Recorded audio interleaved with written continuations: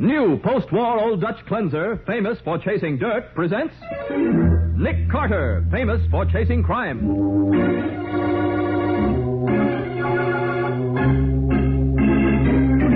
Every week at this time, two great names are joined as new post-war Old Dutch cleanser brings you one of the most resourceful and daring characters in all detective fiction, Nick Carter, Master Detective.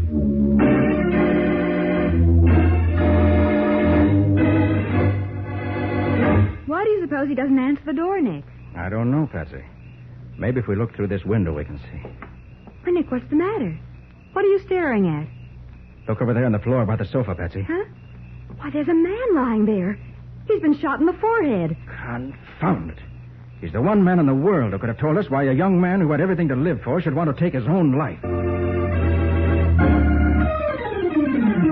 And now, the case of the Flowery Farewell. Today's exciting adventure starring Lon Clark as Nick Carter. Brought to you by new post-war Old Dutch cleanser. As our story opens, we find Nick seated at his desk in his office, intently studying the front page of the evening paper. Patsy stands behind him, reading over his shoulder. Nick, it says he was only 35 years old. Yes, Patsy, he was one of the richest industrialists in the world. And he ends up by throwing himself in a lake. Oh, it just doesn't make sense, Nick. Why would a man like that take his own life? Well, the suicide note he left in his car tells why. It's reprinted here in the paper. Oh, is it? I didn't see it. Yeah, right down here at the bottom of the column. It is not the number of years a man has lived that enables him to say his life was justified. It is the richness and fullness of his experience. I say farewell to my own life with deep regret, and yet I am convinced that it is better for a man to die in his prime quickly and painlessly than to let old age destroy him by slow stages. Well, pretty flowery farewell, isn't it? Oh, I'll say.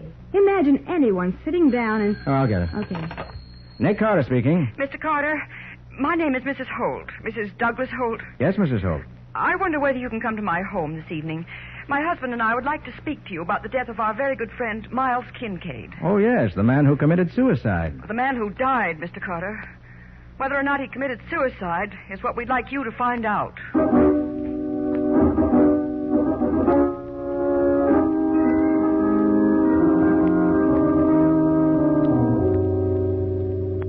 Well, so far, Mrs. Holt, I'm afraid you haven't given me any really solid grounds for your suspicions that Kincaid didn't kill himself. But Mr. Carter, Miles had everything in the world to live for. He was rich, famous, and happy. Well, according to his note, he wanted his life to end at the peak of his success. Yes, but what about his call to me yesterday? He said he had plane reservations and was leaving for Florida very soon. My wife checked on that, Mr. Carter. It's true. As if he were going to commit suicide today. Why would he make arrangements for a trip at a future date? Let me ask you this. You're implying that Kincaid was murdered. But do you know of anyone who would have any reason to kill him? Well, no, I don't. How about you, Mr. Holt? No, I can't think of anyone. And yet you both knew him well, didn't you? Oh, yes. In fact, well, Miles and I had quite a crush on each other a good many years ago. That was before he introduced me to Douglas. He and I were partners at that time. We had a little organization that we called Inventors Incorporated. We broke up after a while, but we never lost touch with each other. And in all these years, he made no serious enemies? Well, of course, he might have, without our knowing it. Well, it still doesn't add up to murder, does it, Nick? No, not to me. Then you won't investigate this matter for us, Mr. Carter? Oh, I didn't say that, Mr. Holt. Oh, I wish you would, Mr. Carter. I just know something's wrong somewhere. I've got an intuition about it. Very well, Mrs. Holt. I have a lot of faith in a woman's intuition. If there has been a murder, I promise you I'll find it out before the night is over.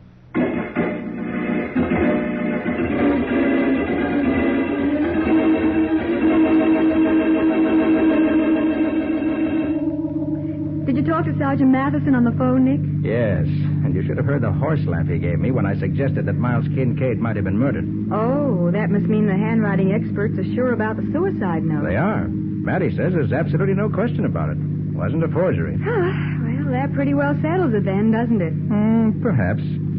But at least it won't hurt to take a look at Kincaid's home. We're almost there, Nick. It's the house at the end of this street. All right. Matty wasn't even going to hold an autopsy. Did you ask him to? I did, and he finally agreed to it. Good. All right, hop out. Whom do you expect to see here, Nick?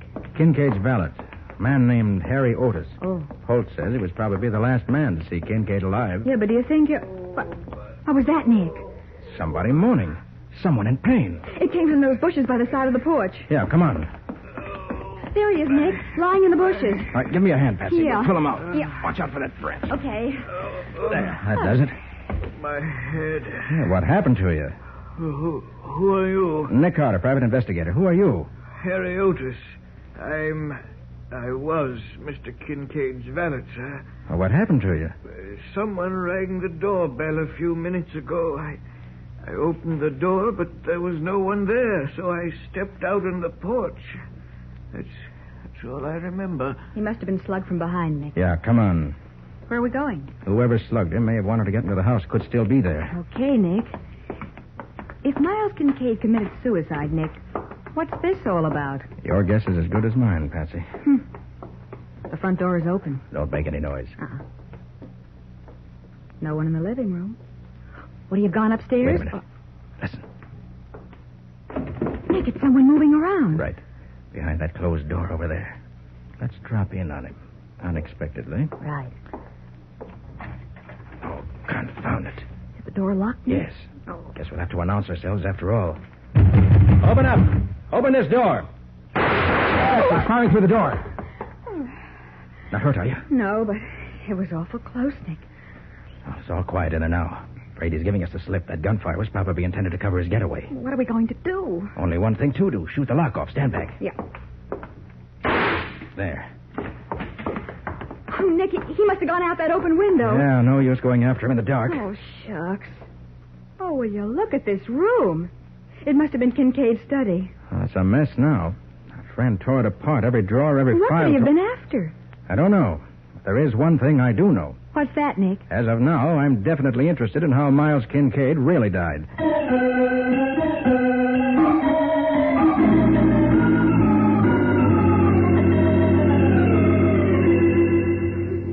Why, certainly, Mr. Carter. As Miles Kincaid's lawyer, I'm happy to help you clear up any questions you have regarding his death. Well, first, Mr. Randolph, who stood to benefit by his death?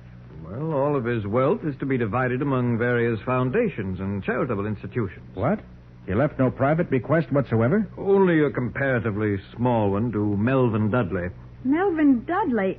That's the publisher, isn't it? Yes. Miles had arranged with Dudley to publish his memoirs, and he left a few $1,000s to cover the cost. Then Kincaid was writing his memoirs at the time of his death. He practically finished them, though that fact wasn't commonly known. I see. But what about all his property holdings? He must have had an enormous estate. Not anymore. He'd sold everything in the past year, converted it all into cash. There's just one piece of land that he held on to. Oh, where's that? Over in the poorer section of town, on Montrose Avenue. That's to be sold at auction now that he's dead. But I don't understand, Randolph. Why on earth would he have disposed of all his possessions at the age of 35? You'd almost think he knew he was going to die. He did, Miss Bowen. What? He and his personal physician and I were the only ones who were in on his secret. What secret? Mr. Carter, in 6 weeks, Miles Kincaid would have been dead of heart trouble.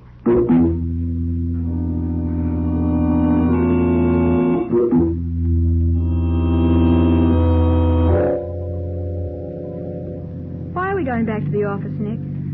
I want to call Mary and check on the autopsy. Oh. Nick, you promised Hope that before the night is over, you'd at least know whether or not Kincaid was murdered. Do you think you will? I don't know. All I found out so far is that he had a better reason than we thought for doing away with himself. Yeah, but that still doesn't explain the mysterious visitor at his house tonight. And also, that's our phone, Nick. Oh, yeah, here, I got the key. Good. Hurry, Nick, before they hang up. Okay. Nick Carter speaking. Nick, this is Matty. Oh, yeah, Matty, I was just going to call you. What'd you find out? Kincaid was drowned, all right. His lungs are full of water. What? Well, that settles that. No, it doesn't, Nick. What do you mean? His lungs are full of water right enough, but the water was full of chlorine. Chlorine? Yeah.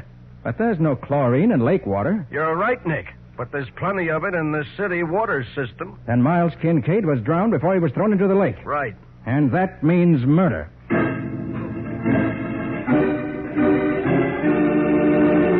Well, Nick knows at last that the wealthy young industrialist did not die by his own hand. But why Miles Kincaid left a suicide note, or why anyone would want to kill a man who was doomed to die from heart trouble within 6 weeks, are questions that are still unanswered. We'll continue this baffling adventure in just a moment.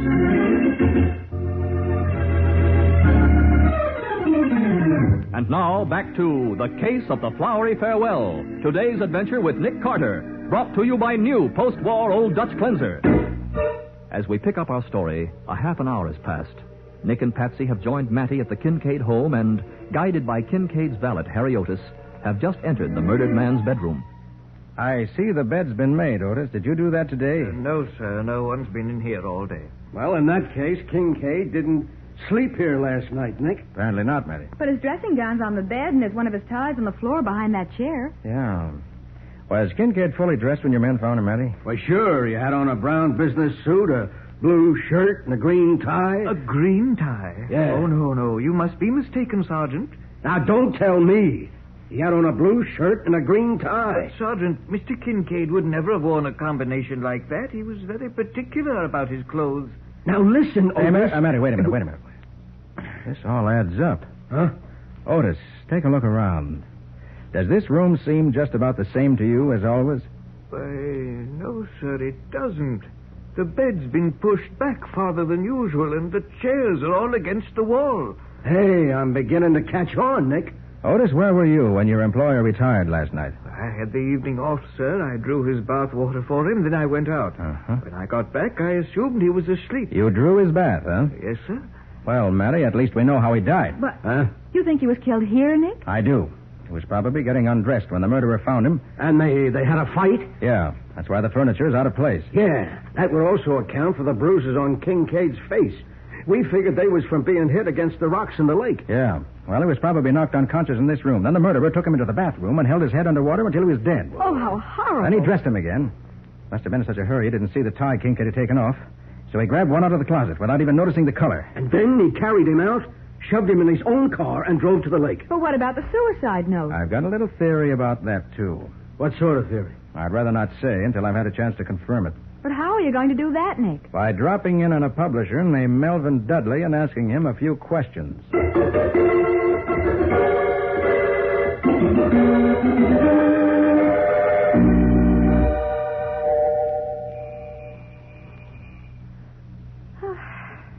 I guess there's no one home.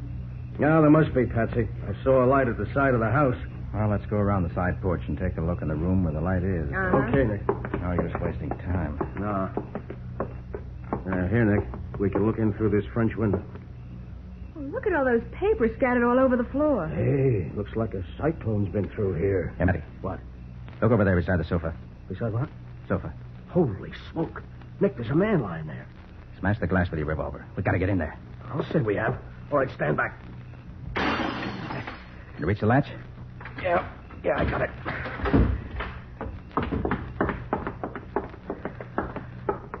Holy smoke. Look at this guy, Nick. Yeah. Shot through the head. That's Melvin Dudley, Nick. I've seen his picture in the paper. Well, you'll see it again tomorrow, Patsy, all over the front page. Hey, Mattie. Yeah, Nick. These papers on the floor. Ever seen any just like them? What? Yeah, sure. They're the same kind of paper, the same handwriting as the suicide note. That's what I figured. And look, here's a typewritten letter among them. Huh? To Melvin Dudley from Miles Kincaid. What's it say, Nick? I'm enclosing the manuscript of my memoirs. Everything is here except the foreword, which I'm working on now. Well, there's the answer to your suicide note, Mattie. What do you mean? It was written by Miles Kincaid, but it wasn't intended as a suicide note. Then what was it, Nick? A page from the foreword to his memoirs. The murderer stole it last night from Kincaid's house and planted it in Kincaid's car as a suicide note. Oh, no wonder it sounded so flowery. We're up against a smart operator, Nick. Plenty smart, Mattie. But he's made one big mistake. Huh? When he killed Melvin Dudley, he should have taken those memoirs with him.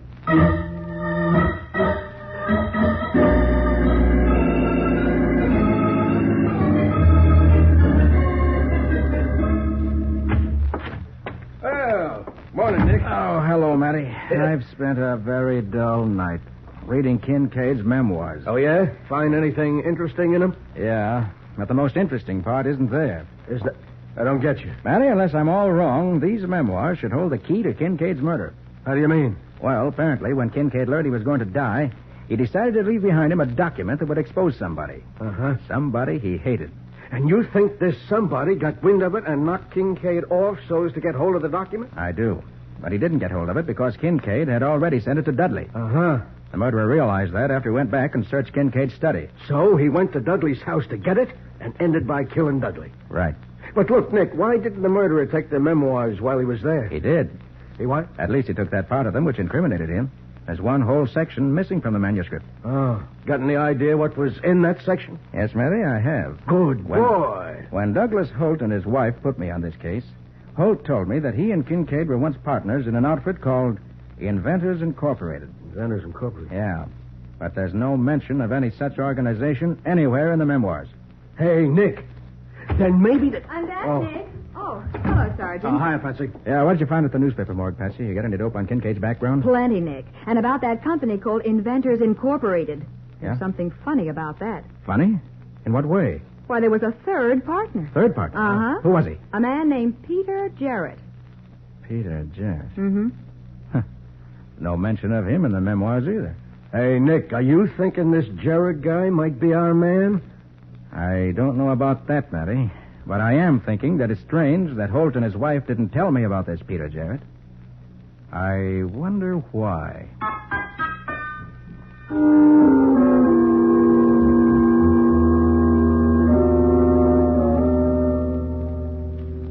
I know I should have mentioned Peter Jarrett to you, Mr. Carter, but frankly, I was sticking to an agreement that Miles Kincaid and I made long ago. What sort of agreement, Mr. Holt?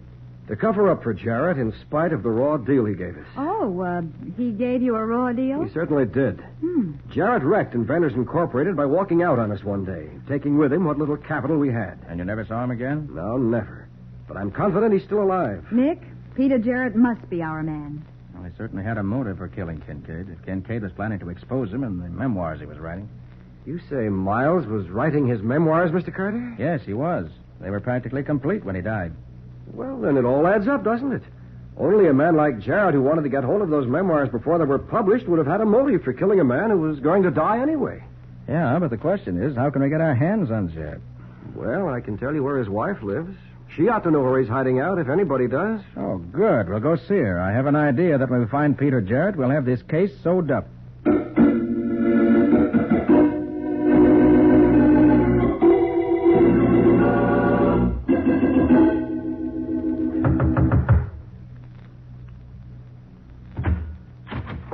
Yeah? What do you want? Are you Mrs. Jarrett? What's it to you? I'm Nick Carter, private investigator. A dick, huh? You get out of here. Not this moment, Mrs. Jarrett. I said, get out. Mrs. Jarrett, don't do that. Put that gun away, please. You come one step closer and I'll start shooting. So help me. I don't think you're going to shoot anyone with that Get gun. away from me. I'll take it. Why, you... And the next time you want to fire a gun, Mrs. Jarrett, remember to lift the safety catch. Nice going, Nick. Pretty darn smart, ain't you? Now, perhaps you better talk to us. I ain't talking to no cops. Why not? 'Cause I'm sick of you guys. You've been hounding me for 10 years, ever since Pete disappeared. You wouldn't know where your husband is, would you? Are you crazy? I wouldn't be living like this if I knew. Him with all that dough. When did you see him last? I ain't seen him since the day he went to work and didn't come home. And where was your husband working the day he disappeared? He was working over at that house on Montrose Avenue. Montrose Avenue? Why, that's the one piece of property that Miles Kincaid held on to after he sold everything else. Yeah.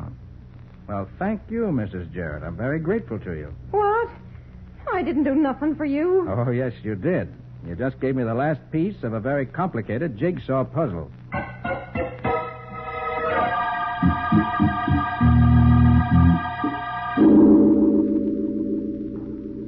Oh, Nick, what a horrible, musty old place. It should be musty. After all, nobody's been down in the cellar for over 10 years. Not since Miles Kincaid and Douglas Holt closed up the business they called Inventors Incorporated. But what do you expect to find here, Nick? The key to 3 murders, I hope. 3? But only 2 men were killed. Patsy, if my hunch is right... Wait a minute. What do you see, Nick? Look where my flashlight's pointing. Notice anything about that slab of concrete over there? Why, yes. It's a different color from the rest of the cellar floor. Right. Because it was laid at a different time. Let's see. It's about 3 feet wide and 6 feet long, isn't it? Nick, you think that's a grave? I do. I think a man has been buried under that slab of concrete for 10 long years.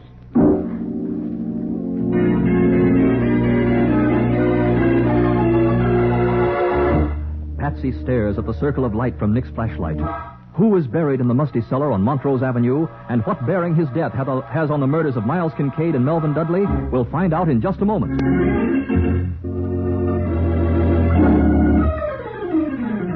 And now for the conclusion of The Case of the Flowery Farewell. Today's adventure with Nick Carter, brought to you by new post-war Old Dutch Cleanser. Almost an hour has passed since Nick and Patsy discovered what Nick believes to be a grave in the cellar of the abandoned house on Montrose Avenue. They left the cellar for a time, but have now returned to it and are waiting impatiently. Not a sign of him yet, Nick. He'll be here, all right. Can't afford not to come. I still don't understand why you're so sure he's the murderer. You will before long. Yeah, but... Ah, hold it. Here he comes. You down there, Carter? Yes, we're here. Come on down. What's this all about, anyway? Familiar territory to you, isn't it? It's been a long time since I was here. This is where Miles Kincaid and I had our laboratory. You, Miles Kincaid, and Peter Jarrett. Don't forget Jarrett, Mr. Holt. That's right. Oh, by the way, have you got a line on his whereabouts yet? I've done better than that. I've found him. What? Well, where is he? Right where you and Miles Kincaid buried him 10 years ago. What are you talking about, Carter? I'm talking about murder. You and Kincaid killed Jarrett and buried him down here. That's ridiculous. Probably did it so that you could steal an invention of his. And you spread the word that he'd run off with your funds. You must be out of your mind. No, but I imagine you were nearly out of your mind when Melvin Dudley happened to mention to you that Kincaid was writing his memoirs. Why should that worry me? Because you guessed that he was planning to expose your part in the murder. Something he couldn't have done during his lifetime without incriminating himself. What? When the police dig up Jarrett's body... They'll never dig it up, because you won't be alive to tell them about it. Don't reach for your gun, Carter. I've got you both covered. Holt, you made a bad mistake when you admitted that you knew Kincaid was a dying man. That was a tip-off on you, especially since you neglected to tell me that fact when you hired me. Well, I slipped up once, but I won't slip this time. I'll take you first, Carter. No, Holt. I'll take you first. What the... Drop your gun, Holt. I got fight behind you. I'll kill you, you... Oh, my hand! Oh, nice shooting, Nick. You cut that gun right out of his hand. And you made a nice dramatic entrance, Matty. Well, you set the stage for it, Nick, when you put me behind that packing box. Oh, I thought you'd never come out of there, Sergeant. Yeah, well, I'd have been out sooner, Patsy, only my pants got caught in a nail. Oh, Sergeant. Yeah, and my new suit, too. Okay, Holt, let's get moving. No use hanging around this damp cellar when we got a nice dry cell waiting for you down at headquarters.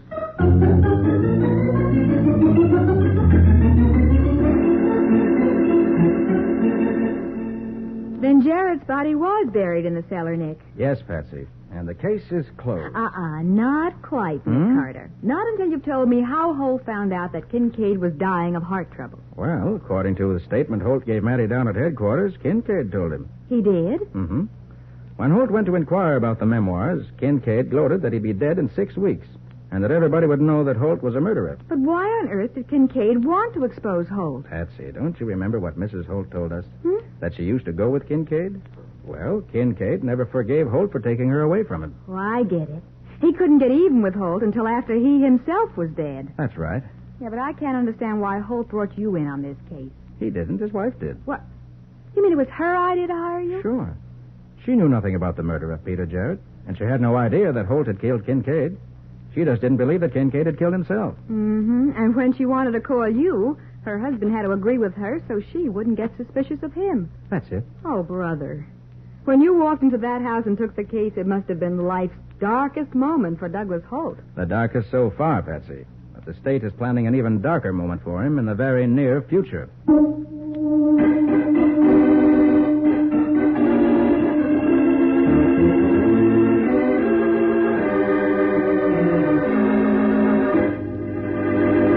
Can you tell us something about the adventure new post-war Old Dutch Cleanser is going to bring us next week, Nick? Next week, Mike, we're going to meet a man who was honest and upright for 5 years in order to build up to a fraud worth $500,000. Only his plan broke down because he put his fraud in an envelope. A fraud in an envelope? Well, that sounds exciting. What do you call this adventure? I call it The Case of the King's Apology.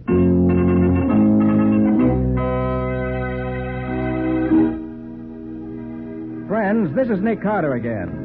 And I'd like to take this opportunity on behalf of the Cudahy Packing Company to salute the 49th Annual Convention of the National Association of Retail Grocers, which begins today in Atlantic City. The independent retail grocer is your good neighbor, bringing you fine foods from all parts of the nation and of the world. So let's all doff our hats to this very important businessman, the independent retail grocer.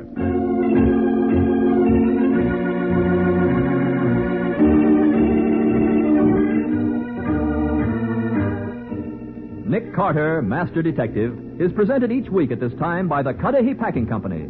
It is produced and directed by Jock McGregor and is copyrighted by Street and Smith Publications Incorporated. Charlotte Manson is featured as Patsy. Ed Latimer plays Matty. Today's script was written by Lou Schofield and Ken Pettis. Original music is played by Henry Silverne. This program is fictional, and any resemblance to actual persons, living or dead, is purely coincidental. This is Michael Fitzmaurice saying, when minutes count, use new post-war Old Dutch cleanser.